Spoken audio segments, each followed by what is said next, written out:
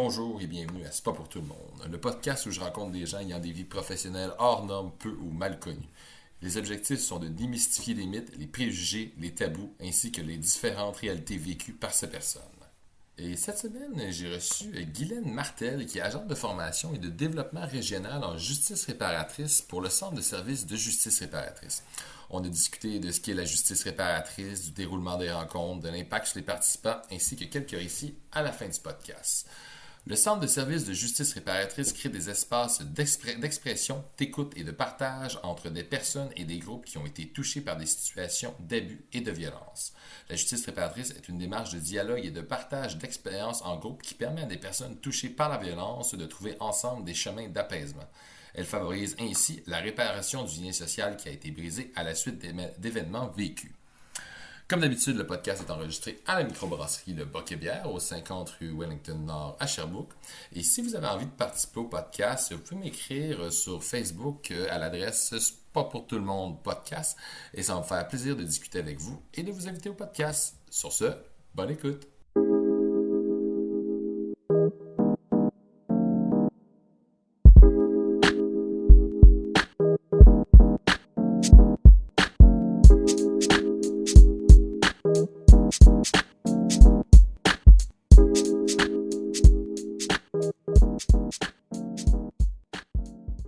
C'est ça, puis c'est-tu anonyme, la justice réparatrice? Ouais, fait que tu n'as pas le nom de la personne avec qui t'es. Non. C'est une bonne idée, ça. Bien, ça dépend des modèles de justice réparatrice. Nous, on est dans le crime apparenté. OK. Alors que d'autres modèles de justice réparatrice, c'est en crime direct. Donc, et victime et offenseur. OK. Directement impliqués. OK. Directement impliqué? Ouais. Je savais pas que ça se faisait, ça aussi. Ouais. C'est autre chose. C'est une autre game, ça, là? C'est autre chose. Pas sûr que je serais prête. Mais ça t'en as jamais fait, c'est ça? Non. Puis c'est... Ben, j'en ai fait pour des conflits, pas pour des crimes. Puis, on a une certaine réticence parce qu'il y a des enjeux de sécurité. Ah ouais, j'avoue, j'avais pas pensé à ça. Puis c'est parce qu'il y a une récupération possible, tu sais. Si la situation n'a pas été judiciarisée, puis tu es mon offenseur, tu es mon agresseur, puis on s'en va en justice réparatrice, mais après, je peux porter des accusations. Oh! Puis après, on peut se revoir dans le party familial. Tu comprends? Il y a OK. des enjeux. Fait que nous, on ne va pas dans le crime direct. On pourrait le faire exceptionnellement. On l'envisage exceptionnellement pour OK. une situation. Mais OK. c'est touché. Ouais, ça doit être rough en maudit. C'est ça. Damn. Ça tourne-tu, mon check? Yep. Bonjour, bienvenue à C'est pas pour tout le monde. Cette semaine, je reçois Guylaine Martel qui travaille pour le Centre de services de justice réparatrice en justice réparatrice. Ça va bien, Guylaine? Oui, merci, toi. Ben oui, ça va très bien. Avant de commencer un peu dans le vif du sujet, j'aimerais ça que tu nous expliques c'est quoi la justice réparatrice parce que je pense qu'il y a bien des auditeurs qui savent pas qu'est-ce que ça veut dire. Écoute, comment expliquer la justice réparatrice, que ce soit compréhensible rapidement? On peut parler d'une approche, on peut parler d'une philosophie, mais on parle surtout d'une modalité, d'une façon de vivre les situations qui opposent les personnes, OK. qui sont soit en conflit ou bien qui sont impliquées dans une situation criminelle. OK. Donc, c'est une manière d'être ensemble pour parler autour des événements, pour peut-être éventuellement en arriver à une entente, ou pour une forme de réparation symbolique qui est très personnelle, mais au contact de l'autre. Et c'est essentiellement une façon de dialoguer. OK. Puis toi, c'est quoi le cheminement que tu as fait? Puis quel autre job tu as eu connexe par rapport à ça? Écoute, c'est sûr que c'est un long processus. J'ai toujours travaillé en prévention de la violence, d'abord. Autant dans le passé, travail de rue, centre de réadaptation, CLSC, école, maison pour femmes victimes de violences, centre d'aide pour les victimes de violences sexuelles. Fait que j'ai un parcours en relation d'aide assez varié. Puis polyvalent, ouais. Polyvalent, puis autant du côté de la délinquance, autant du côté de la victimologie. Puis, ben, c'est vraiment dans le parcours, quand je travaillais auprès des victimes de violences sexuelles, où certaines se présentaient puis disaient, si un jour je pouvais rencontrer un ou mon agresseur, tu sais. Et c'est vraiment dans le cadre de mes études que là, j'ai découvert la justice réparatrice et là, je pouvais voir que c'était une avenue vraiment intéressante pour les personnes victimes de reprendre du pouvoir sur leur vie puis de répondre à ce besoin-là. Et ce que je pourrais aussi dire d'autre, c'est que parallèlement à tout ce travail-là en relation d'aide, je donnais aussi des cours d'autodéfense pour les femmes, les adolescentes.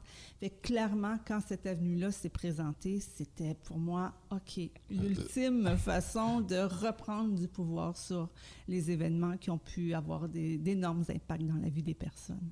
OK, t'as vu ça comme un plateau, servi sur un plateau d'argent, là, vraiment? Oui, monsieur. OK, ouais. Puis ça a été créé comment, la justice réparatrice? Écoute, la justice réparatrice, hein, on peut penser qu'avant même la création des systèmes de justice tels qu'on les conçoit, tels qu'on les vit actuellement, il y avait des modes de règlement de conflits. Les gens avaient des manières non judiciarisées pour faire face aux situations conflictuelles. Des crimes, il y en a de tous les temps. Donc, avant le système de justice pénale, il réglait de certaines façons. Et on pense qu'il y avait déjà des modalités de justice réparatrice à l'époque pour traiter ces situations-là. Plus dans nos temps modernes, ce qu'on dit, c'est que dans les années 70, il y a eu tout un mouvement de la victimologie on a reconnu la victimologie, tout simplement, le droit et les besoins des victimes. Parallèlement à ça aussi, il y a eu tout un mouvement critique envers les systèmes de justice pénale, d'incarcération, tout ça, parce que ça allait pas, les droits des détenus, les conditions de vie des détenus, puis la perspective qui était beaucoup plus punitive et non réadaptation ou réhabilitation. Fait que ça a été des mouvements comme ça qui ont poussé pour faire changer les choses, pour mieux répondre aux besoins de chacun. Okay. Et la justice réparatrice a été comme une avenue. Puis on peut penser aussi que certaines pratiques de communautés autochtones, ils ont des pratiques de justice réparatrice. Ah oui, OK. Donc, c'est vraiment la récupération de tout ça pour avoir un nouveau regard sur comment composer avec ces situations-là, pour vraiment aider les personnes à surmonter, puis vraiment dans une perspective de réparation et non plus juste punition. Okay. Fait que ça a été beaucoup pour les adolescents, déjudiciariser, permettre aux adolescents de nouvelles avenues et non pas les rentrer dans un moule puis les étiqueter, puis bon. Fait que ça a été vraiment des propositions en Ontario particulièrement pour les adolescents et c'était vraiment à viser de déjudiciarisation. Puis, tranquillement, pas vite, des besoins se faisaient sentir autres chez les adultes aussi, dans cette perspective-là.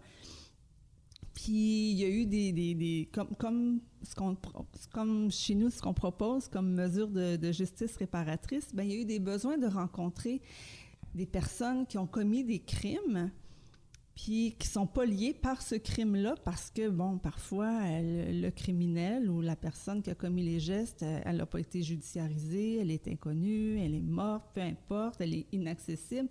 Fait que ce besoin de comprendre puis de surmonter tout ça pour vraiment se réapproprier sa vie puis pour poursuivre son cheminement de réparation, de rétablissement personnel et autres.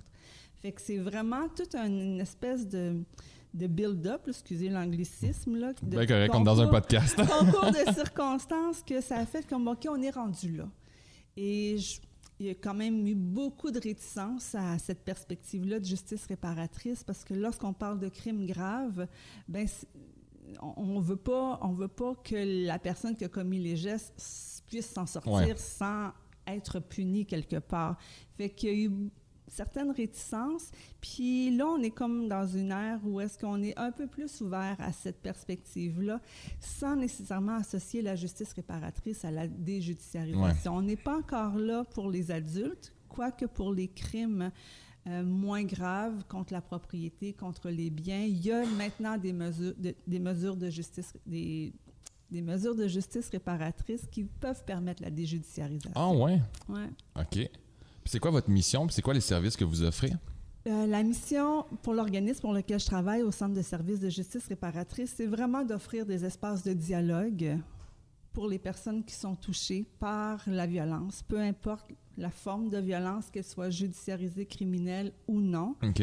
Fait que c'est vraiment offrir des espaces de dialogue. Et on a 2 principaux services, les rencontres de justice réparatrice en mode face-à-face et en mode rencontre de groupe. On les appelle les RDV.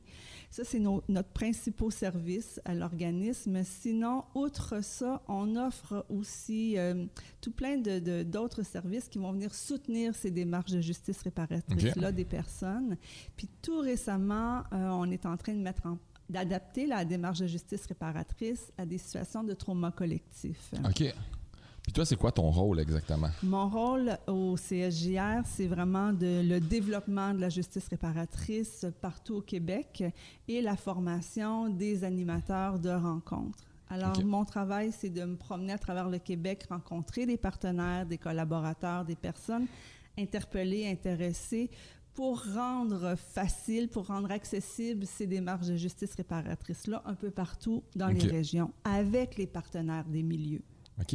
Puis qui peut participer à ça? Puis comment tu trouves ton monde? Comme participants ou comme les collaborateurs? Les deux. Les participants, on travaille étroitement avec les établissements pénitentiaires, donc des agents de programme, des agents de libération conditionnelle, les aumôniers d'établissement qui côtoient les personnes incarcérées, qui leur proposent déjà des démarches. Puis en cours de route, on leur parle de justice réparatrice et quand ces acteurs pénitentiaires-là jugent que la personne serait prête ou pourrait bien s'inscrire dans cette mesure-là, ils nous font une référence. OK. Fait que ça vient du milieu même. Parfois, les personnes ont fini leur sentence et ne sont plus en lien avec le service correctionnel, puis entendent parler de justice réparatrice, fait qu'ils peuvent eux-mêmes nous téléphoner. Puis par rapport aux victimes, c'est la même chose. C'est vraiment le bouche-à-oreille pour les victimes, entre autres, puis tout ce qu'on fait comme émission, comme podcast ou comme autre, les personnes appellent. Ce qui est étrange à dire, c'est que les besoins sont de part et d'autre. Autant les personnes incarcérées, autant les personnes victimes, ça les interpelle parce que notre but, c'est d'offrir un espace de dialogue sécuritaire, authentique pour aller au cœur des événements, parfois les plus honteux, les plus monstrueux, les plus dommageables de leur vie. Fait que ça l'interpelle, alors que dans le système de justice pénale, il n'y a pas cet espace-là pour pouvoir exprimer tout simplement, pour pouvoir poser des questions. Fait que c'est ce que ça permet, ce type de démarche-là. Nos collaborateurs, nos partenaires, c'est un peu la même chose. Ils entendent parler de justice réparatrice, puis ça interpelle. C'est un espace profondément humain, puis qui est assez percutant au niveau émotif aussi. Alors, c'est vraiment... les personnes sont interpellées par ça. Fait qu'on reçoit des demandes d'implication bénévole, de participation même aux démarches de justice réparatrice. J'en parlerai un peu plus tard, comment c'est possible. Fait que c'est vraiment ça. C'est vraiment le mot « attrait » n'est pas bon, mais... Les gens se sentent interpellés. Moi, c'est justement pourquoi je t'ai invité. Justement, quand j'ai lu là-dessus, ça m'a vraiment interpellé. Puis j'étais comme, il faut en parler. Je pense que ça pourrait aider vraiment beaucoup de monde parce que, justement, c'est un service qui est peu connu. Tout à fait. Puis comment se déroulent les séances, genre autant en face-à-face qu'en groupe? Comment ça marche? Comment ça marche? D'abord, il faut dire que quand une personne nous appelle pour manifester son intérêt, il y a une première évaluation parce qu'on s'entend, c'est délicat, c'est chargé émotivement. Donc, est-ce que tout le monde peut faire ça? D'abord, il faut avoir une motivation de le faire. Mais en même temps, comme on expose les personnes à la situation traumatique, parce que chez nous, on adresse des situations de violence graves, donc souvent avec des personnes incarcérées au fédéral, fait qu'on adresse des situations de viol, d'inceste, de meurtre, de séquestration, de vol qualifié. C'est chargé. Oui. C'est ça. Fait qu'on va regarder avec les personnes, est-ce qu'elles sont en mesure de faire face à leur récit d'événements qui sont arrivés. Puis, est-ce qu'elles sont prêtes aussi, les personnes, à aller voir ce qui se passe de l'autre côté? Parce que dans cette démarche-là, et un et l'autre ont leur place, j'oserais dire, presque égale pour exprimer les choses. J'imagine que ça doit arriver des fois que tu as du monde puis tu vois qu'ils sont peut-être pas rendus là dans leur cheminement. Tout à fait. Fait que c'est de là l'importance qu'à notre étape, la personne est prête à parler des événements. OK. Puis on va même devoir la faire répéter. Fait que pour nous, c'est aussi un indice comment la personne est en lien avec les événements. Ça ne veut pas dire que la personne a surmonté tous les impacts, les conséquences, non. mais est-ce qu'elle est capable d'être en lien avec même la souffrance que ça va faire émerger? Bien sûr, il faut s'assurer qu'il y a un filet de sécurité, qu'il y ait des ressources disponibles prêtes à soutenir la démarche. Ça, c'est la tierce personne. Hein? Non, pas du tout. On va revenir, on va là-dessus. revenir à ça parce que là, on est dans les deux principaux acteurs impliqués dans la démarche, l'auteur des délits, la personne victime. Fait que de part et d'autre, elles nous manifestent leur intérêt. Il y a une entrevue. Et lorsqu'on fait un jumelage, notre modèle met en scène deux personnes liées par un même type d'événement, mais non par le même crime. OK? Ça veut dire que si une personne a été victime d'un viol d'un étranger, d'un inconnu sur la rue, le stéréotype classique, ça l'arrive, hein, ces situations-là, bien, on va jumeler à cette personne-là quelqu'un qui a commis un viol dans des circonstances similaires. OK? Vous voulez vraiment avoir deux histoires similaires, mais des deux côtés de la médaille. Exactement. OK. Fait que, puis après ça, c'est la prochaine étape, de faire un jumelage d'histoires, un jumelage de personnes. Puis quand ce jumelage-là est formé, bien là, on va vérifier auprès des personnes, êtes-vous toujours intéressés? On y arrive, ça serait possible. Puis bien, cette étape-là est fort importante parce que quand on sait que là, c'est pour être possible, bien, ça va générer, ça va vraiment impacter. Fait que là, c'est important que la personne se sente encore OK de le faire. Puis pour nous, c'est important que tout au long de la démarche, c'est OK de backer, de se désister. Ça fait partie de la démarche. Faut pas que tu ailles à reculons, là. Non, il faut pas que tu sois là avec « faut que je le fasse, j'ai pas le choix », puis aller à contre-courant. On s'entend, à partir du moment où on dit « OK, c'est possible », ça réactive. Donc, l'important, c'est de suivre, je vais dire, monitorer là, presque au jour le jour, ça fait quoi dedans? Est-ce que ça fait toujours un oui, même s'il y a plein de peurs qui émergent? On va les travailler, on va préparer les personnes après ça à pouvoir se rencontrer. Fait qu'on s'entend qu'il y a plusieurs étapes avant même la rencontre. Ouais. Pour les personnes victimes, lorsque la démarche a lieu en détention, on va l'amener visiter les lieux. Parce que c'est assez impressionnant, aller en détention, surtout si on est dans un établissement à sécurité médium. Hein, c'est des prisons comme à TV, puis on n'est pas habitué à ça. Fait que vous faites visiter vraiment les prisons aux gens pour qu'ils puissent un peu plus comprendre. Bien, déjà, apprivoiser le lieu. Parce que c'est quelque chose, là. Juste arriver en prison, bien, là, on doit leur dire, écoutez, on est des invités ici, puis vous allez voir, vous allez vivre des choses, il ne faut pas prendre ça personnel, c'est une façon d'être en milieu de détention. Fait que, tu sais, c'est les portes, c'est les clés, c'est...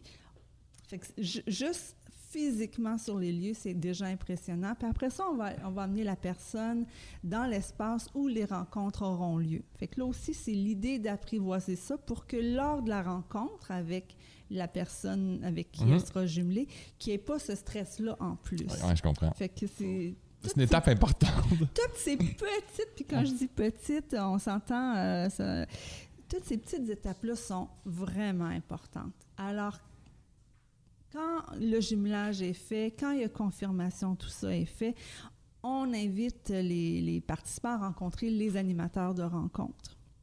En tout cas, c'est eux qui vont préparer la rencontre. En tout cas, j'ai fait une petite erreur, là, mais la préparation se fait avec les animateurs. Et fait toujours deux animateurs qui guident une démarche, un homme, une femme. La personne victime, la personne qui a commis les gestes. Et à cette démarche-là, il y a une 5e personne qui se rajoute et on l'appelle le membre ou la membre de la communauté. Okay. J'y reviendrai un petit peu plus tard pour définir pourquoi elle est là, cette personne-là, puis son rôle. Fait que dans la démarche, quand la date arrive, ce qu'il faut savoir, c'est qu'une démarche chez nous, c'est 2 à 3 rencontres de 3 heures, espacées d'une semaine ou 2. Et lorsque la démarche est terminée, on peut compter 3 à 6 mois après pour réinviter les différentes personnes impliquées à une rencontre de suivi, une rencontre bilan, un retour sur l'expérience. Fait que c'est ça. Fait que ça, c'est comme le gros squelette de... Puis pourquoi vous prenez tout le temps 2 à 3 rencontres? Y a-t-il une raison pour ça? Oui, j'y arrive. Okay. Parce que notre démarche, elle est guidée, structurée. Okay. Donc, il n'y a rien... Ben oui, c'est sûr, dans les propos, les gens seront libres d'exprimer ce qu'ils auront à exprimer, mais les thèmes sont établis. Ça veut dire que lors de la première rencontre, on peut imaginer dans une situation déjà très chargée, qui met une situation de violence conjugale qui a pu amener la mort d'une personne, ben c'est chargé. Hein? Fait que là, c'est important, les premières étapes, de juste s'apprivoiser. Fait que toute une série de petites étapes à franchir avant d'aborder le premier thème. Parce que dans notre démarche, il y a 3 thèmes. D'abord, quel est le récit des événements? Fait qu'à tour de rôle, chacun va raconter c'est quoi les événements, comment c'est arrivé, comment ça s'est passé. C'est une mécanique de dialogue qui s'installe entre les participants. Donc, si la personne victime choisit de débuter son récit, ben elle a un certain nombre de minutes pour le faire. Quand c'est terminé, on va inviter le vis-à-vis à réagir à ce qu'il a entendu. Après ça, on va inviter la personne membre de la communauté à réagir à ce qu'elle a entendu. Fait que, puis bon, ainsi de suite, la mécanique de dialogue s'installe. Puis après ça, ben, c'est la personne qui a commis les gestes qui va aussi faire la même chose. Et c'est possible aussi de poser des questions pour mieux comprendre, pour mieux saisir, pour clarifier certains aspects. Fait que c'est ça notre mécanique de dialogue. Le deuxième thème, sous la même forme, c'est quelles sont les conséquences maintenant de ces événements-là dans votre vie, encore à ce jour, puis comment ça a affecté les proches. Parce que pour nous, un acte criminel fait plusieurs... c'est la vague des conséquences. Fait que c'est important aussi de prendre conscience, de prendre connaissance de qu'est-ce qui s'est passé aussi outre.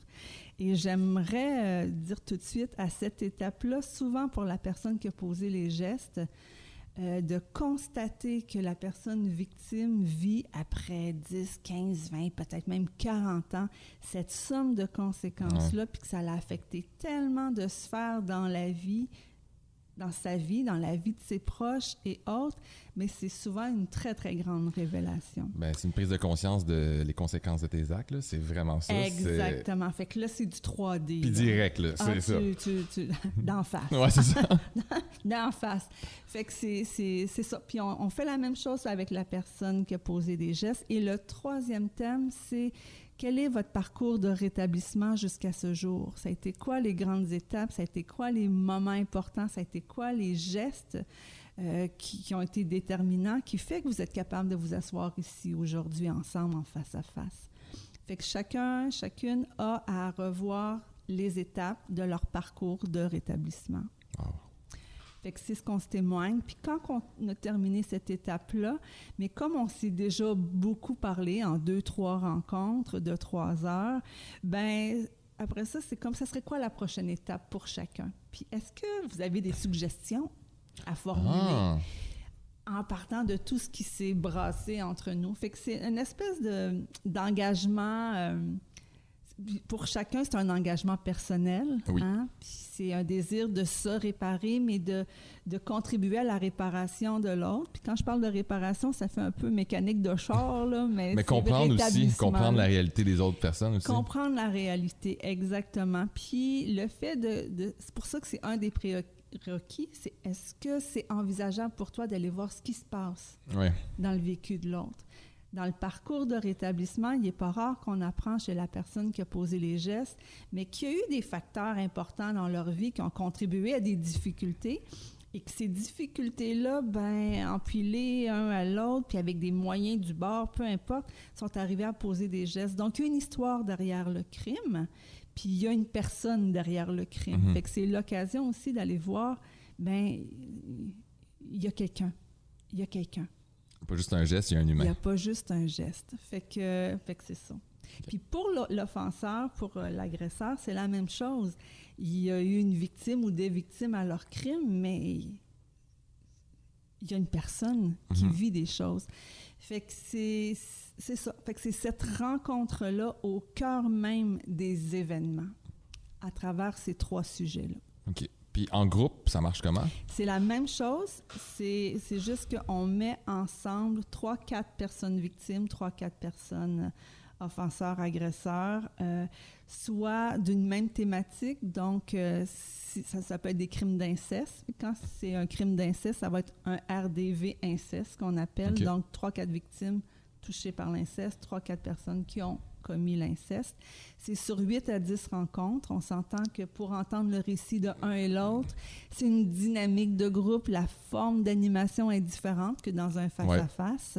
Fait que c'est ce qui fait que c'est plus long, mais c'est les mêmes étapes. Puis y a-t-il une raison pourquoi quelqu'un ferait plus une rencontre de groupe que face-à-face et vice-versa? Il n'y a pas une raison ou l'autre. Il y a peut-être des préférences, puis un n'exclut pas l'autre non plus. OK. Fait que c'est ça. Fait qu'il y en a pour qui être en groupe, ben déjà, ne pas être seul, de voir qu'on va être plusieurs à vivre cette démarche-là, ça peut être inspirant, soutenant. Pour d'autres, c'est comme non, OK. ça, c'est trop pour moi. Puis, Je comprends dans ce cas-là. fait que c'est ça. Fait que, puis ces RDV-là, on a une thématique précise, inceste, sinon violence sexuelle autre que inceste. OK. Parce qu'on parle de jumelage, mais il faut qu'on puisse se reconnaître dans la thématique. Puis quand on est à plusieurs, bien, ça l'amène une diversité d'angles sous lequel aborder ou adresser. Fait que la compréhension, elle vient de différents... Fait que je veux pas dire que c'est plus complet, là. OK. C'est pas ça que je veux dire, mais c'est comme il y a de l'éclairage autre. C'est OK. ça qui se fait, là. Je m'exprime pas très bien par rapport à ça, mais c'est ça. C'est particulier. Fait que voilà. Puis souvent, comme on est... Les personnes victimes, malheureusement, ce qu'on sait, c'est qu'une première victimisation augmente les risques de vivre d'autres formes de victimisation. Fait que c'est pas rare que les personnes victimes arrivent avec plusieurs histoires. Fait que quand c'est en groupe, bien, la personne peut se retrouver à travers plusieurs des personnes agresseurs qui sont là. Fait que souvent, elles vont venir pour traiter, pour adresser une situation, mais parce que l'on entend plusieurs, ben ça va venir aussi travailler sur les autres histoires. OK. Puis y a-t-il des conditions pour pouvoir participer à ces rencontres-là? Conditions, bien sûr, c'est anonyme. Fait que c'est ce qu'on offre à chacun. Il faut que ce soit anonyme pour que... C'est important d'établir la sécurité et physique, savoir ça en préoccupation, et émotive. Les conditions, c'est vraiment d'être là dans un désir d'aller plus loin dans sa propre histoire. Fait que c'est pas une occasion pour prendre du pouvoir sur l'autre, finalement, parce qu'on est dans une démarche de justice réparatrice, on est plus dans une perspective d'équité, puis de procédure, des processus égalitaires, mais avec un souci d'équité des besoins, tout ça. Les conditions, c'est vraiment c'est ce qu'on doit évaluer aussi, de ne pas instrumentaliser la démarche, puis de pas venir avec une perspective d'en retirer des bénéfices. Mettons, souvent, un des préjugés qu'on entretient envers la justice réparatrice, c'est que les personnes qui ont commis des gestes vont venir pour avoir une peine moins sévère. C'est une de mes questions, justement. Fait que chez nous, c'est pas le cas parce que les personnes qui participent ont été judiciarisées, sont sentencées. Et que c'est confidentiel lorsqu'ils auront à passer devant la commission des libérations. Fait que ça, même... fait que ça, ils n'en parlent pas, là. Il n'y a pas de récupération. Mais ça serait pas bon d'amener ça pour montrer que la personne essaie de travailler là-dessus et essaie de s'aider? On veut pas instrumentaliser la démarche. Vous voulez pas que quelqu'un le fasse parce que ça pourrait l'aider à avoir une libération plus tôt. OK. Exactement. Ça devient un intérêt, pas pécunier, je sais pas comment dire, mais un intérêt... C'est pas le même intérêt, là. C'est plus pour des fins personnelles, plus que de la compréhension. Exactement. Fait que ça c'est clair que... les conditions, c'est sûr que le volontariat, il faut que personne se sente poussé, bousculé, obligé de. Fait que c'est pas quelque chose que les gens doivent faire. C'est quelque chose que les gens veulent bien faire. C'est confrontant, c'est exigeant, et pour un et pour l'autre. Fait que c'est vraiment important que chacune puisse se sentir libre de vivre cette démarche-là. Puis autre chose, on ne vient pas en justice réparatrice vivre cette démarche-là parce que je pense que je vais pouvoir y shooter un char de marde, tu comprends? Fait que oui, tu peux exprimer ta colère, mais c'est un dialogue qu'on établit. Fait que même s'il est chargé émotivement, chargé de colère, c'est OK. Des fois, chargé de culpabilité, chargé de tristesse, tout ça est OK. Mais on ne vient pas régler des comptes. Non, c'est ça. C'est ça. Ça doit être super touchant, honnêtement. Là. Ça doit être même inspirant, je pense. En tout cas, c'est quelque chose à vivre, puis c'est vraiment une occasion unique, c'est une expérience profondément touchante, humaine, où l'humilité de chacune est au cœur. On ne peut pas ne pas se laisser toucher, on ne peut pas ne pas être... pris, c'est pas le bon mot, mais impliqué, vraiment. Puis c'est vraiment un privilège de pouvoir assister à ces dialogues-là. Souvent, ce qu'on dit, c'est qu'un des effets bénéfiques, parce qu'on s'entend d'être témoin auditif, visuel de situations de violence extrême, ben ça peut marquer les personnes. Hein. Ça peut réveiller des histoires personnelles, ça peut réveiller même les gens. On peut avoir des réactions de type post-traumatique, de tout d'un coup avoir des comportements d'hypervigilance ou d'avoir des bouts de récits qui restent en boucle dans notre tête, dans notre cœur, être plus sensible émotivement. Fait que c'est sûr que la préparation des animateurs et des personnes membres de la communauté doit en tenir compte de ça. Mais outre ça, la satisfaction de compassion, là, ça prend vraiment tout son sens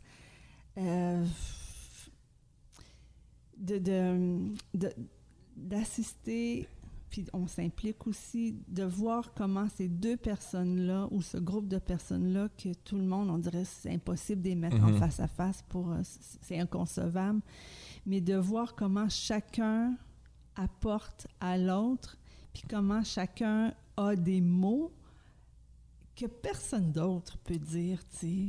Puis c'est pas rare qu'on entend les gens dire « Écoute, j'ai fait tant d'années de thérapie, peu importe. » Et là, il se passe quelque chose. Ah, mais les statistiques ne mentent pas non plus. Tu sais, c'est en haut de 80% qui font comme « Ça a changé ma vie, j'ai pu passer à autre chose, j'ai pu comprendre mon agresseur, qu'est-ce que j'ai vécu, ou l'agresseur, qu'est-ce qu'il a commis. » C'est révélateur. La quête de sens, parce qu'une personne qui se retrouve victime d'un événement comme ça n'en fait pas de sens. Non.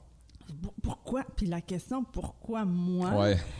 Puis qu'est-ce que j'ai fait? Puis bon, puis pour avoir un semblant de sens, ben parfois les personnes victimes vont s'en créer des idées pour expliquer le pourquoi. Puis quand on arrive dans ce genre de rencontre-là, mais souvent ce qu'on entend, « Hey, c'est pas de ta faute, c'est moi. C'est moi que tout m'a manigancé. T'avais rien à voir là-dedans. » Fait que ça, là... Ça en dit beaucoup, ça. Ça, là, c'est comme... C'est pas rare qu'après ces moments-là, il y a des sanglots. Mais des sanglots libérateurs de cette culpabilité-là toxique qui a empoisonné la vie des personnes victimes. Puis de l'autre côté, mais c'est l'occasion pour la personne qui a posé des gestes, mais d'assumer sainement la culpabilité. Hein? Le verdict de culpabilité, mais le sentiment de culpabilité qu'on transforme en quelque chose de réparateur. Fait que ça permet aussi à l'autre de sortir de « ben, je suis un trou de cul, je suis un écœurant, je suis un monstre ». Les gestes que tu as posés sont monstrueux. Les gestes que tu as posés, oui, on peut dire que c'est écœurant, c'est dégueulasse, c'est injuste, c'est inadmissible, tout ça. Mais là, ça ramène la personne à sa dimension humaine aussi. Parce qu'elle aura aussi besoin de ça pour poursuivre son chemin après. Parce que quand les portes de prison s'ouvrent, il y a un défi pour ces personnes-là. Souvent, ils disent que c'est le plus gros défi, c'est sortir de prison et non la prison. En tout cas, c'est ça. Fait que ça... Souvent, pour les personnes victimes, c'est de voir qu'il y a un humain derrière. Tantôt, tu as dit comprendre l'agresseur. C'est comprendre dans quoi le geste, comment le geste s'est construit. Comment la personne est arrivée à ce geste-là. Parce que l'idée, est-ce que c'est comprendre l'autre? On ne comprendra jamais assez l'autre, puis encore moins dans ces rencontres-là, mais de donner un sens plus grand au geste, puis là, de voir que, OK, vraiment, ça ne vient pas de moi. Fait que ça a des effets assez incroyables. Puis y a-tu des risques, certains risques liés à ça, à ces rencontres-là? C'est pas tout repos, hein?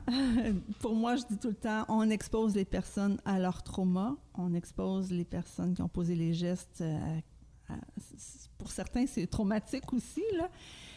Fait que oui, ça peut réveiller des mémoires, ça peut réveiller des souvenirs, ça peut faire ressurgir toutes sortes de réactions. Il peut y avoir une augmentation même des symptômes de stress post-traumatique, des cauchemars, une hypersensibilité, une hypervigilance, tout ça. Fait que c'est clair que ça peut...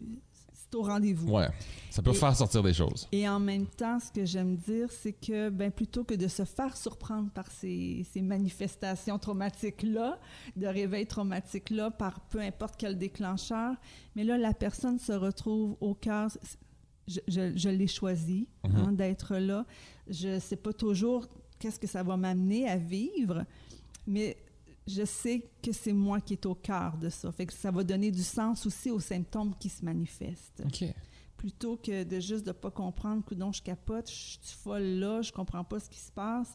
Mais là, c'est comme l'occasion de passer à travers en sachant, en étant accompagné activement, mais en connaissant c'est quoi qui les a déclenchés. Fait que ça est-ce que ça aide? Les gens nous disent qu'après une démarche, il y a atténuation des cauchemars, un sentiment d'apaisement à l'intérieur. Fait que, ça, c'est les bienfaits que tu entends le plus souvent. C'est vraiment les effets. Puis, si je peux me permettre un exemple, c'est une situation qu'on adressait en violence conjugale, puis la personne victime... on sort de prison, puis elle a son appareil photo, puis elle dit « Moi, je prends une photo de la prison. » Puis, et là, c'est « OK, je viens de sortir de ma prison. » Fait que pour elle, c'était très symbolique de sortir de la prison. Puis, sortir de la prison, mais de... sa prison intérieure. Exactement, oui. Parce que c'est ce qu'on va aussi découvrir dans le cadre de la démarche, c'est que bien qu'il y en a un ou une qui est incarcéré dans des murs d'une vraie prison, mais les personnes victimes vivent aussi dans une prison. Mais ça se déroule toujours en prison? Pas toujours. Fait que okay. Ça, c'est la majeure. Mais sinon, les démarches peuvent se vivre dans la communauté aussi. Si la personne judiciarisée est en maison de transition ou si elle est complètement libérée de son terme carcéral, c'est possible de réaliser les démarches en communauté. Et c'est là qu'on peut offrir partout au Québec, dans les régions, avec l'aide de nos collaborateurs partenaires, l'occasion de réaliser ces démarches-là dans les milieux. OK. Pour offrir plus proche. Puis bon, puis je vais dire ça, mais tu vois, on avait une femme de cette île qui voulait vivre une démarche de justice réparatrice. La personne qui a commis les gestes résidait à Québec, puis on a pu faire la démarche à Trois-Rivières. Parce que ça arrimait à tout le monde. Trois-Rivières était comme un espace commun où il était aisé de se rencontrer. Fait que c'est possible un peu partout. Mais vous faites ça où? Dans vos bureaux? Dans nos bureaux, si c'est à Montréal. Sinon, c'est nos partenaires qui mettent à notre disposition leurs locaux. OK. Fait que c'est là le riche partenariat. Puis c'est aussi en justice réparatrice, il y a la dimension citoyenne, communautaire, qui est fort importante. Fait que ça prend aussi sa valeur où la communauté s'implique pour soutenir la démarche, participer à la prévention, au rétablissement des personnes, à l'implication, donc en rendant ça le plus facile pour tout le monde possible. OK. Puis aussi, il y a souvent une tierce personne qui est là. J'aimerais ça que tu m'expliques, c'est quoi son rôle? La personne membre de la communauté, elle, son rôle, c'est qu'un crime touche bien sûr la victime directe, ses proches, mais touche aussi les voisins, les collègues de travail, la communauté. Si on sait qu'il y a eu un meurtre dans un quartier résidentiel, c'est le quartier. Ouais. En plus, on est tous touchés quand on regarde ça aux médias aussi. Fait que ça touche plus qu'une personne. Fait que c'est important pour nous que cette représentation-là puisse être et que cette partie-là puisse aussi s'exprimer sur les effets, les impacts de ce type de criminalité-là dans sa vie. Un autre aspect, c'est, est-ce que je peux dire tous et toutes, on peut tous et toutes contribuer à ce que des gestes comme ça puissent survenir. En violence conjugale, c'est pas rare que les personnes victimes vont dire, les voisins ont entendu, des membres de la famille ont vu mais n'ont pas agi. Donc, c'est dans ce sens-là qu'on peut dire qu'on peut aussi contribuer. Oui. non intentionnellement, mais aveuglément à ce que ça arrive. Parfois, il y a des gens qui ont contribué à briser des vies, puis que briser ces vies-là ont mené et ultérieurement à poser des gestes. Fait que c'est vraiment une espèce de vision, de voir que c'est quelque chose de communautaire, tout ça. OK. Puis qu'on a tous une responsabilité envers un et envers l'autre, la victime et l'offenseur, à être présent, à soutenir, à se poser des questions sur nos attitudes, sur nos comportements, sur quoi on détourne le regard ou sur les actions qu'on pourrait faire pour prévenir et pour soutenir. OK. Puis vous avez des bénévoles aussi qui travaillent pour vous? Essentiellement, chez nous, les personnes animatrices de rencontres, les personnes membres de la communauté, ce sont des bénévoles. Et là aussi, pour cette dimension communautaire-là. Fait que les gens qui sont là ne sont pas payés pour animer ces rencontres-là. Et c'est pour nous une valeur ajoutée parce que quand les personnes réalisent que chacun est là, prennent tout ce temps-là de leur temps gratuitement pour venir assister à ce genre de dialogue-là, les participants sont très admiratifs de ça. Fait que c'est une contribution communautaire, sociale à la démarche des personnes qui sont impliquées. Puis quelqu'un qui voudrait devenir bénévole, comment il fait? C'est quoi les conditions? Les conditions pour devenir bénévole, c'est ça, manifester son intérêt d'abord et participer à des journées de formation parce qu'on s'entend comprendre un peu le modèle de rencontre, pourquoi on agit, pourquoi on intervient comme ça, pourquoi on met ça en place comme ça a du sens. Fait que les gens vont venir voir, comprendre un peu notre modèle, être un peu confrontés à qu'est-ce qu'on peut entendre dans le cadre de ces rencontres-là. Parce que des fois, on est habité par le désir d'eux, mais juste des fois, juste en lisant des vignettes, c'est le genre d'histoire qu'on rencontre en justice réparatrice. Puis je me plais souvent à dire, les participants sont là sans censure. On n'est pas là pour prendre... Les participants ne sont pas là pour prendre soin de nous, pour nous épargner. Souvent, ils ou elles n'osent pas tout dire par peur des réactions. Je comprends. Alors que dans la démarche de justice réparatrice, les participants utilisent les mots qu'ils veulent, puis ils vont parler de ce qu'ils ont besoin de parler. Donc, c'est important de préparer les gens un temps soit peu au type de récit qu'ils pourraient entendre. Et à ce moment-là, des fois, ça arrive que, OK, non, c'est peut-être pas pour moi. C'est correct. C'est correct de le savoir là. Puis après ça, il y a des entrevues. Après ça, il y a une préparation.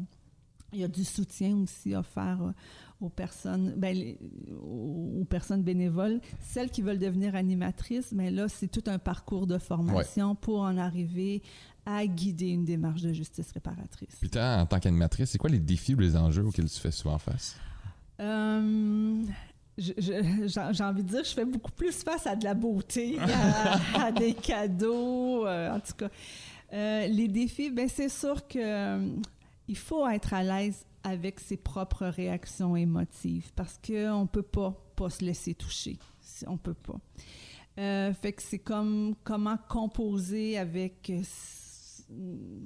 mon état émotif parce que des fois, je suis percutée, des fois, je suis touchée, puis il faut que je prenne soin de moi, là, parce que... Fait que je te dirais, ça, c'est un grand défi. Grand défi dans l'animation des rencontres, hein, c'est vraiment d'avoir cette perspective-là d'équité, d'égalité entre les personnes, puis de voir à guider la démarche pour qu'au terme d'un 3 heures, on ait pu refermer la boucle, apaiser un tant soit peu ce qui peut l'être. Fait que ça, c'est tout un défi dans l'art de mener sans avoir l'air de mener, puis de progresser le plus doucement possible pour que la démarche s'intègre le plus facilement possible. Puis de toujours garder cette perspective-là, et un et l'autre. De ne pas prendre parti, de ne pas tomber dans le piège de prendre parti. Fait que c'est d'être capable d'avoir cette vision-là, outre les gestes, puis de nous ramener toujours à qu'est-ce qu'on veut dans cette démarche-là. Permettre le dialogue, croire aux forces, croire au potentiel réparateur du dialogue et croire aux forces et au potentiel des personnes de se réparer et de se réparer aussi mutuellement. Donc, un des défis, c'est pas prendre la place des participants. De ne pas tomber dans le piège de psychologiser, d'intellectualiser, de montrer que moi, je connais. Fait que c'est vraiment, le défi, c'est d'être low profile, mais tout en présence. OK. Fait que des fois, ça va exiger une présence plus... un leadership plus actif, parce que c'est pas doux, là. Non. Ça a de l'air, ça peut avoir l'air doux. Il y a beaucoup de douceur, mais ça crunch aussi. Fait que il faut être habilité aussi à comprendre, à gérer des dynamiques de groupe, puis à être sensible à tout ce qui pourrait paraître comme une espèce de rapport de force qui peut s'établir, ou une dynamique de pouvoir, ou des fois des propos qui peuvent être victimisants, tu sais, et pour un et pour l'autre. Fait que c'est comme... C'est ça, le défi, c'est un défi de présence et d'humilité. C'est comme ça que je résumerais ça. Puis y a-tu certains crimes que vous faites si on n'en fait pas pour la justice réparatrice? On les fait tous. Vous les faites tous? Pas de discrimination. Tout le monde est bienvenu. Tout le monde est bienvenu. Fait que, ouais, c'est ça. Puis comment vous êtes arrangé durant la pandémie? Pendant écoute, c'est sûr que ça nous a énormément questionnés parce que les établissements pénitentiaires étaient fermés.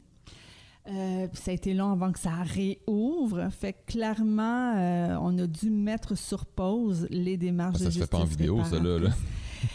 Écoute, visioconférence, on en a eu à toutes les sauces. On a préparé la chose pour les personnes qui seraient en communauté.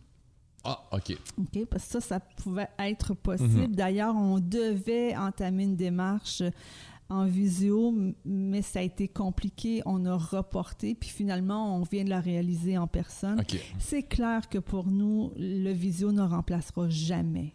Non, en personne, mais c'est sûr que non, là. Il faut que la visio soit au service de la démarche et non, en tout cas, je sais pas comment l'exprimer autrement, mais c'est ça. On veut pas l'exclure, mais clairement, on veut pas nécessairement s'en aller là.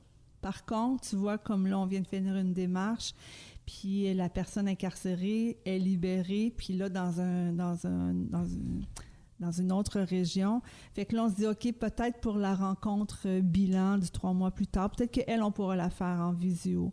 Okay. Mais parce que c'est trop palpable. Ce qui se vit dans le non-verbal, ce qui se dégage émotionnellement dans l'ambiance, on le vit moins en visio, vous le savez. Fait que c'est vraiment important qu'il y ait le moins de filtres possible entre les personnes pour...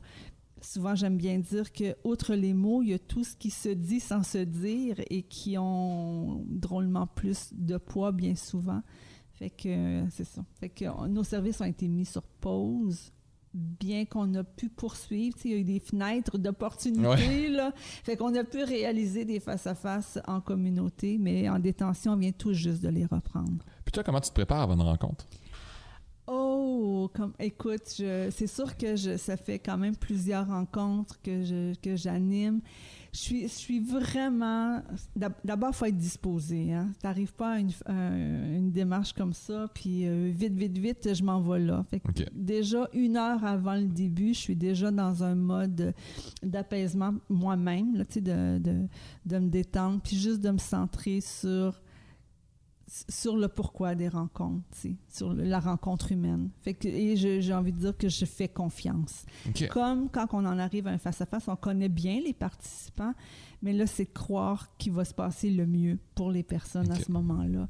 Fait que pour moi, c'est la meilleure des préparations, parce que qu'est-ce qui va se vivre là, on le sait pas, on va le découvrir en le vivant, mais c'est vraiment de me mettre dans des dispositions d'accueil, d'ouverture et de présence. OK. Puis, vous faites environ combien de face-à-face ou de rencontres de groupe dans une année?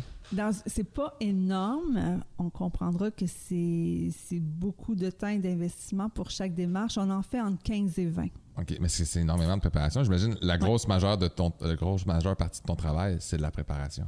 Mais c'est la préparation des personnes. On s'entend aussi que dans notre façon de faire vivre les rencontres de justice réparatrice, on ne fait pas une prise en charge. Hein? Ce n'est pas une prise en charge thérapeutique. Fait qu'il n'y a pas un suivi, on ne fait pas une démarche de relation d'aide. C'est vraiment une démarche de préparation, bien qu'il y a des portions de relation d'aide. Là. Fait que notre préparation, le temps qu'on vit avec les personnes, c'est autour de la démarche. Puis, fait que oui, ça peut nécessiter plus ou moins de temps selon les personnes. Puis, as-tu une rencontre avec la victime face à face et avec les détenus face à face avant qu'eux se rencontrent? Oui, ça, c'est nos préparations. Okay. Là. Fait que quand on est rendu à préparer la rencontre, le jumelage est confirmé. Les deux animateurs rencontrent un et l'autre 1, 2 ou 3 fois selon les besoins. OK, avant même le face-à-face? Oui. Puis c'est de quoi vous parlez dans ces discussions-là? Quand on prépare Ouais. les personnes, ben c'est ça. Là, d'abord, on va expliquer en détail les grandes étapes qu'on va traverser. Fait que voici comment ça va se passer. Quand on va arriver en détention, on va aller s'installer dans tel local. C'est toi qui vas disposer des chaises à la dimension que tu veux que le cercle soit. Okay. Voici comment ça va se passer. Fait qu'on va mettre en scène les premières étapes. Expliquer chacune des étapes pour que ça fasse du sens quand ça va arriver. Puis après ça, on va regarder où t'en es, qu'est-ce que ça éveille, qu'est-ce que ça évoque, comment tu vis ça, ton entourage qui est au courant, c'est quoi tes moyens pour t'accompagner, à quoi t'as pensé pour avant, comment tu vois ça, toi, arriver. Est-ce que on va voir à la logistique qui va t'accompagner, ça va être quoi tes moyens, qui va venir te chercher, comment après au retour à la maison, qu'est-ce que tu peux mettre en place? C'est vaste, là, vraiment, une grosse préparation. Il là. faut entrevoir tout ça, puis après ça, on va revoir aussi les attentes, les motivations, les besoins, qu'est-ce que tu as besoin d'adresser, veux-tu, on va pratiquer un petit bout de ça, qu'est-ce qui est important, fait qu'on va aussi donner des documents, documents préparatoires aux personnes pour plonger, pour être un petit peu guidé. Mais bon, ceci dit, c'est pas une obligation, c'est juste des guidelines. Fait que c'est ça. Puis après ça, on répond aux questions, Il y a comme vraiment, c'est vraiment la plus grosse des parties. Mais j'imagine. On répond aux questions. Puis là, ça se peut quand tu vas partir d'ici, tu as une autre question, puis ça monte, écris-moi, téléphone-moi. Fait qu'il y a tout ça qu'il faut. Fait qu'il faut en même temps respecter le rythme, puis en même temps, il faut dire qu'est-ce qui arrive. T'sais. Puis là, on travaille avec ça. Fait qu'on construit. Puis y a-tu des mythes que, mettons, les agresseurs ont envers leurs victimes ou que les victimes ont envers les agresseurs qui sont totalement démolis une fois la rencontre faite, mais que t'entends? Écoute, ce qui me vient spontanément, c'est que souvent, les personnes victimes ont pu ont gardé une image de l'agresseur. C'est en 3D, hein, ça a été blessant, tout ça. Fait que c'est comme si l'agresseur prend des dimensions incroyables, puis c'est comme... fait que le plus grand des chocs, c'est de réaliser que, OK, l'autre est un humain. C'est vraiment ça. Puis, un des gros chocs aussi, c'est autant les personnes qui ont été victimisées, la personne qui les a blessées était dans une position de pouvoir, avec force, avec violence, menace et tout. Mais là, c'est tout le contraire qu'elles vont voir. Elles vont voir dans leur vulnérabilité, tu sais. Puis pour les agresseurs, les offenseurs, c'est le plus grand des chocs que j'observe, c'est d'abord, ils ont tous peur de se faire puncher, là. Ah ouais? Ah oui, c'est assez classique que quand les personnes offenseurs sont invitées à joindre le cercle, la première rencontre, ils filent petit. Je peux comprendre pourquoi, mais c'est... Ouais, je peux comprendre pourquoi, mais ils sont quand même dans comment dire, une rencontre un peu sécuritaire, si on veut. Oui, même si tout ça est dit... Ils ont peur de se faire sauter à la face. C'est en dedans, là. Fait que c'est ça. Mais ça doit être une belle libération, ça aussi, de comme la personne se sent petit, de pouvoir s'ouvrir aussi. Ça doit être une belle libération aussi. Exactement. Puis l'idée, c'est que c'est ça. Hein. Souvent, on utilise l'image grosse chaise, petite chaise pour représenter c'est quoi un rapport de force, un rapport de pouvoir ou un acte de violence. Mais là, on se retrouve tout le monde sur la même chaise, sur une chaise de la même dimension. Fait que là, chacun a à retrouver son pouvoir personnel et non plus prendre du pouvoir sur un ou sur l'autre. Fait que c'est vraiment se retrouver là. Fait que c'est vraiment cette rencontre-là qui est un choc. Est-ce qu'il y a des préjugés, des mythes? Un des mythes, les personnes victimes aiment beaucoup entendre c'est quoi les conséquences dans la vie de l'offenseur, t'sais. Parce que souvent, des préjugés qu'on a sur la prison, ils font la belle vie, t'sais. Mais là, quand ils entendent, ah, OK, ça devient rassurant quelque part pour... Que la personne a la punition qu'il mérite. Qu'il y en a de la punition, qu'elle est réelle, cette punition-là. Puis de voir que, bon... puis un des préjugés, parce que, puis les agresseurs vont le dire aussi, tu sais, moi, ce que j'ai le plus à apprendre, c'est développer mon empathie, tu sais. Clairement, quand tu as passé au geste, il n'y en avait pas d'empathie. Puis dans les programmes, ils apprennent qu'ils doivent développer leur empathie. Fait que souvent, ils arrivent en rencontre, mais moi, je veux développer mon empathie, tu sais. Mais ils savent pas c'est quoi. Fait que là, c'est top de développer quelque chose que tu sais pas c'est quoi. Mais là, c'est un traitement choc, tu sais. Fait que là, ils le ressentent. Fait que ça aussi, c'est intéressant pour les personnes victimes de voir que l'autre a une sensibilité. Bien, l'empathie, je pense que c'est le meilleur moment de le vivre, là, dans ces rencontres-là. Là. Écoute, c'est une piscine verte du printemps, ouais. Là, on met un traitement choc, puis ça... Mais c'est ça, là. C'est un bain... un bain assez intense. Fait que c'est ça, de découvrir que l'autre a une humanité, pour l'offenseur, de découvrir que aïe, ça c'est un peu particulier. Les offenseurs, souvent quand ils arrivent en justice réparatrice, souvent ils sont capables de dire merci la prison. La prison m'a sauvé. La prison m'a appris. Ouais, c'est okay. vraiment, c'est vraiment quelque chose que je ne m'attendais pas à entendre. On dit souvent que la prison, c'est l'école du crime, puis que le monde qui rentre, il retourne souvent. OK? Mais c'est un cheminement, parce que tu peux être en prison puis continuer à avoir ton mode de vie criminel. À un moment donné, l'âge, les conséquences font que certains vont accrocher, puis vont se tourner vers l'aide, puis vont l'apprendre, puis vont comprendre les facteurs qui ont contribué à ce qui en arrive. Oui. Là, tu sais. Fait que là, j'ai perdu mon idée, par exemple. Je m'en allais avec ça. Tu parlais d'une personne qui dit merci à la prison. Ouais, elle dit merci à la prison. Ah, en tout cas, pour les personnes victimes, souvent, elles sont curieuses de savoir qu'est-ce que tu as fait, tu sais, qu'est-ce que la prison t'offre. Puis, ah oui, là, je l'ai mon idée. Good. Fait que là, les personnes victimes découvrent que souvent les personnes incarcérées ont accès à un psychologue, à des programmes, à ci, à ça. Puis là, l'offenseur, lui, il apprend que c'est difficile en Titi pour une personne victime d'avoir des soins psychologiques. Ça coûte cher, des soins psychologiques. Puis là, c'est comme aïe, aïe, aïe. Je suis donc bien chanceux, moi. Ouais, moi, j'ai le droit de l'aide parce que j'ai commis, mais la personne qui a subi, c'est donc bien j'avais jamais pensé à ça, mais c'est tellement vrai. Fait que ça, c'est intéressant, tu sais, puis ouais, fait que c'est ce genre de truc-là, se mettre à jour, tu sais, et pour un et pour l'autre.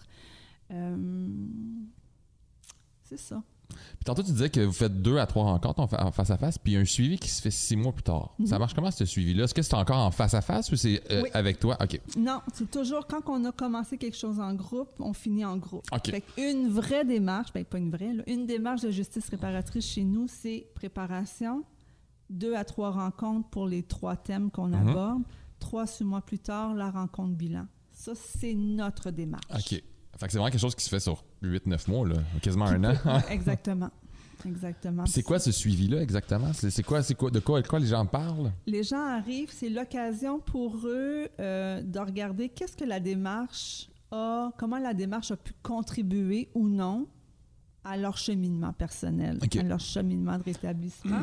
Puis c'est l'occasion de pouvoir en parler depuis qu'on s'est vu, depuis qu'on a fait ça. Voici où j'en suis, voici ce que j'ai fait, voici ce que j'arrive pas à faire encore.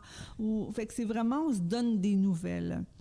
Puis il y a un moment pour regarder ça a été quoi les points marquants, les points tournants pour moi dans cette démarche-là. Fait qu'on revient aussi sur les rencontres pour voir, y a-t-il des choses qui mériteraient d'être revues, d'être dites, ou de voir comment ces aspects-là ont eu un impact. Fait qu'on récolte les fruits de la démarche quand il y a des fruits. Puis après ça, avec les participants, il y a une portion où est-ce qu'on regarde la mécanique de la démarche. Qu'est-ce qu'on devrait améliorer, nous autres, là? Qu'est-ce qui vous a manqué ou qu'est-ce qui a été bon pour vous? Qu'est-ce que vous nous suggérez pour les prochaines rencontres? Puis je dirais que c'est un peu ça. Ça fait 20 ans qu'on organise ce type de rencontre-là. On a eu nos lettres le 11 septembre 2001.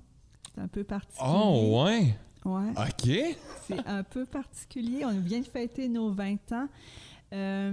Mais ce modèle de rencontre-là s'est construit avec les participants, au fur et à mesure des recommandations, Fait que c'est ce que je trouve le fun de pouvoir dire aussi, c'est pas un modèle qui a été pensé par des penseurs, chercheurs, c'est très organique. Fait qu'on en est là parce que ce sont les gens qui nous ont dit ça marche pas, faites ci, faites ça, j'aurais eu besoin de ci, j'aurais eu besoin de ça.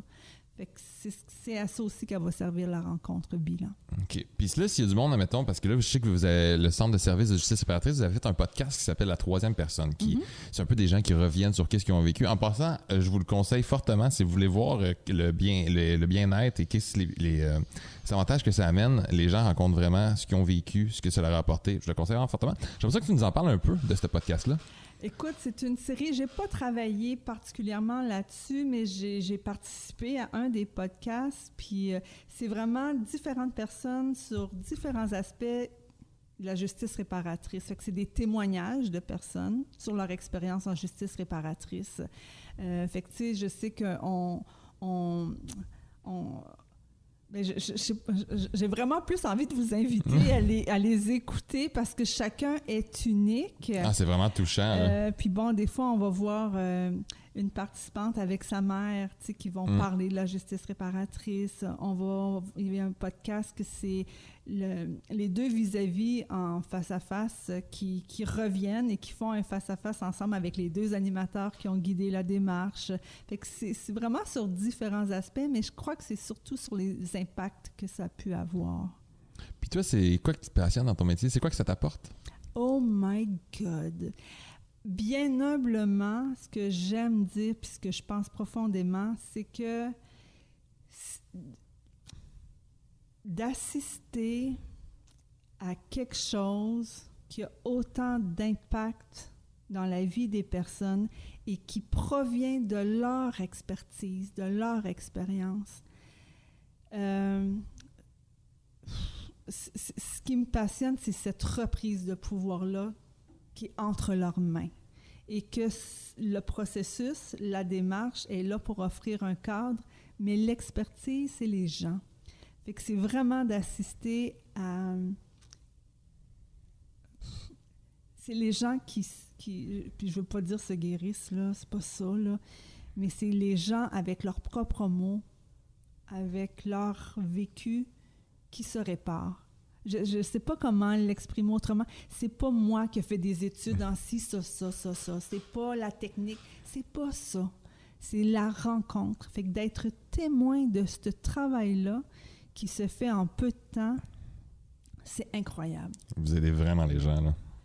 Puis c'est pour ça que je me dis, on faut être là en toute humilité. Parce que souvent, ce que j'aime dire, c'est que j'ai dit combien de fois à une personne, c'est pas de ta faute, c'est pas de ta faute, c'est pas de ta faute, de plein de façons. Mais quand c'est l'offenseur qui dit « Hey, c'est pas de ta faute », c'est ça. Fait que c'est le pouvoir de cette rencontre improbable-là qui donne qui permet de surmonter. Pas nécessairement tout, mais qui permet de progresser. Il y a un avant et il y a un après. Et de voir comment les gens ressortent avec des épaules à bonne place, c'est cool, vraiment. Mais tu sais, j'ai entendu des témoignages du monde. Moi, ça fait, mettons, j'ai vécu ça, ça fait 15 ans. Ça fait 15 ans que je fais de la thérapie. Justice réparatrice, c'est ça qui m'a aidé. Ouais. Fait que c'est un autre niveau de thérapie, là. Vous avez passé comme vraiment un autre niveau. Puis là, quand tu parles justement de toute la préparation qu'il y a avant, c'est du concret, ça l'aide vraiment. Merci de faire ça. Merci, je pense que vous aidez vraiment beaucoup de gens. Puis ce qui est le fun, c'est que toutes ces thérapies-là ont placé des bases. Parce qu'on s'entend, c'est quelque chose d'incroyable à vivre, mais tous ces besoins-là en thérapie, en soutien, peu importe lequel, est nécessaire pour permettre à la personne d'être là. Fait que c'est là que ça devient intéressant aussi. Ça devient un travail où c'est ensemble. Ouais. Pour moi, là, le ensemble là, prend tout son sens là, pour le mieux-être de chacun. Écoute, merci beaucoup.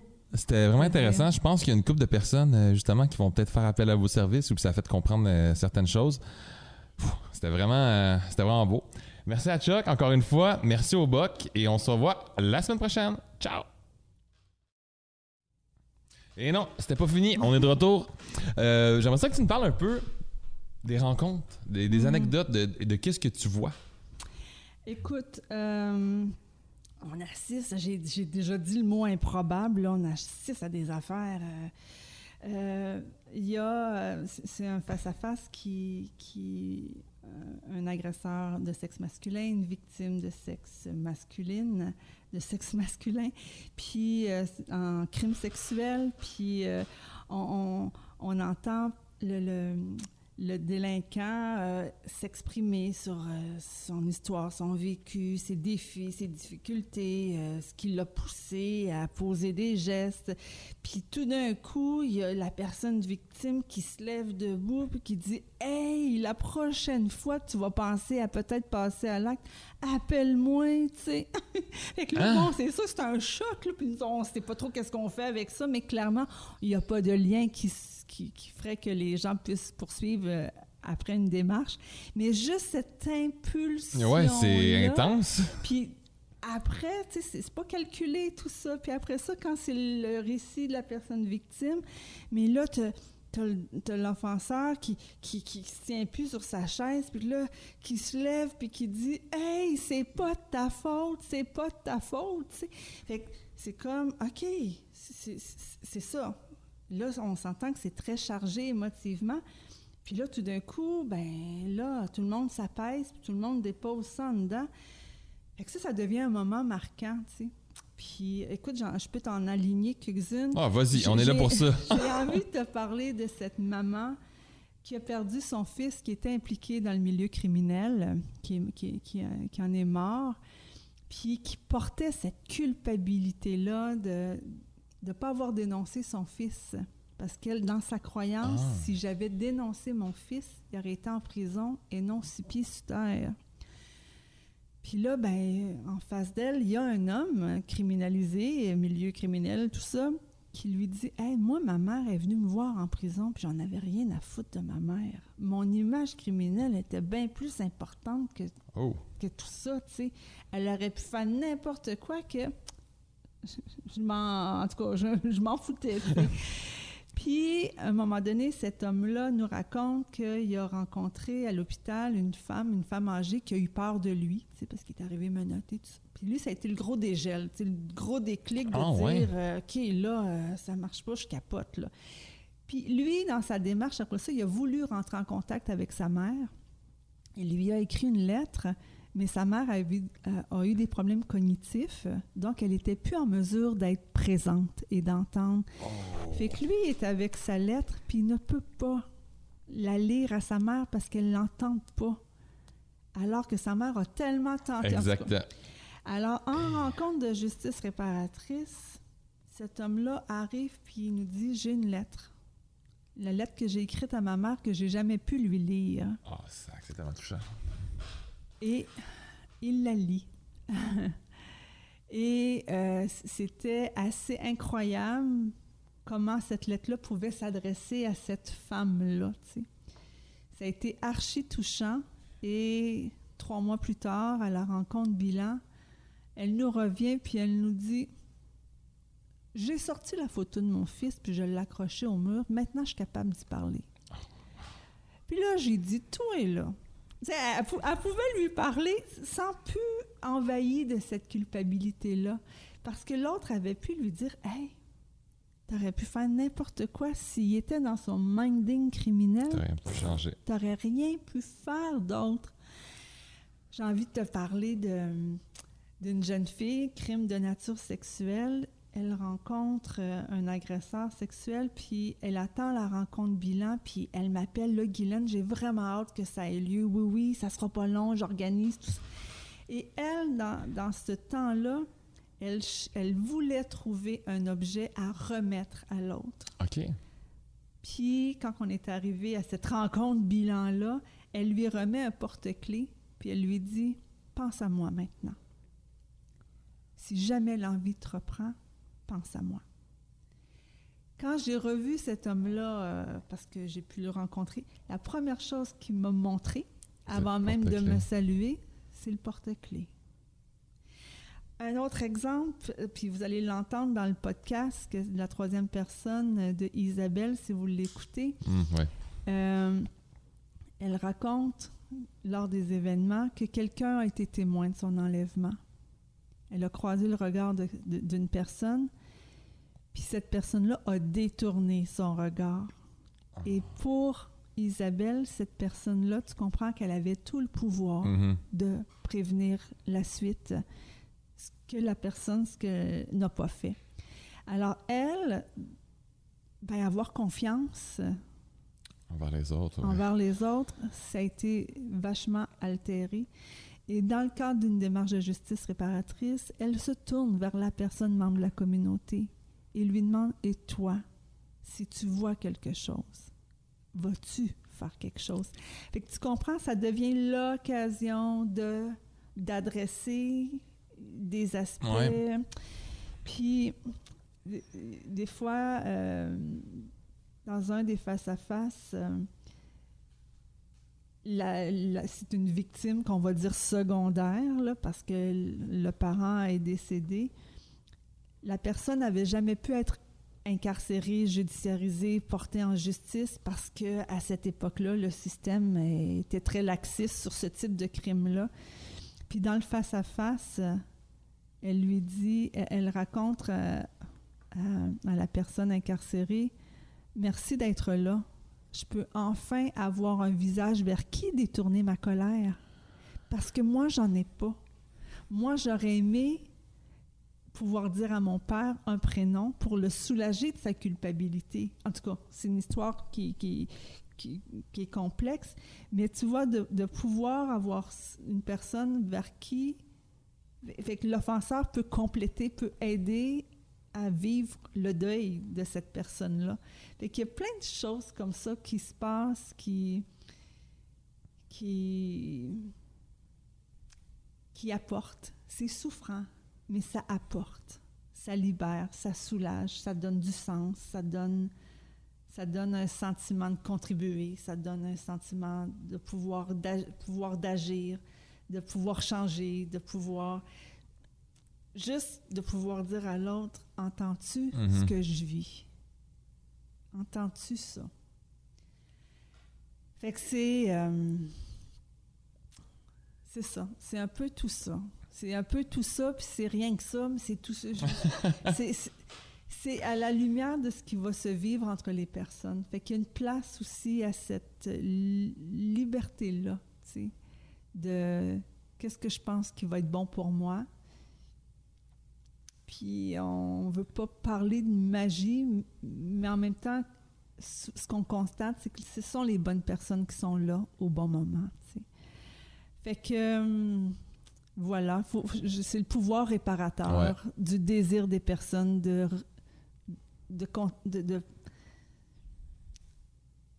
dialoguer vraiment. T'sais. Puis ce qu'on entend souvent, c'est « merci de nous permettre d'aller au bout. Merci, ça me permet... » de mettre bout à bout mon histoire, parce que jamais j'ai l'occasion de la raconter comme ça, tu sais. Puis de constater les conséquences, OK, j'ai maintenant un portrait global et non plus en pièces détachées ou en pièces pop-up qui me surprend toujours, tu sais, que je sais pas où raccrocher ça. Fait que c'est ça. C'est un peu tout ça qu'on vit. Mais encore une fois, merci beaucoup de faire ce travail-là. Et à la semaine prochaine, c'est fini pour de vrai. Ciao! Bye bye!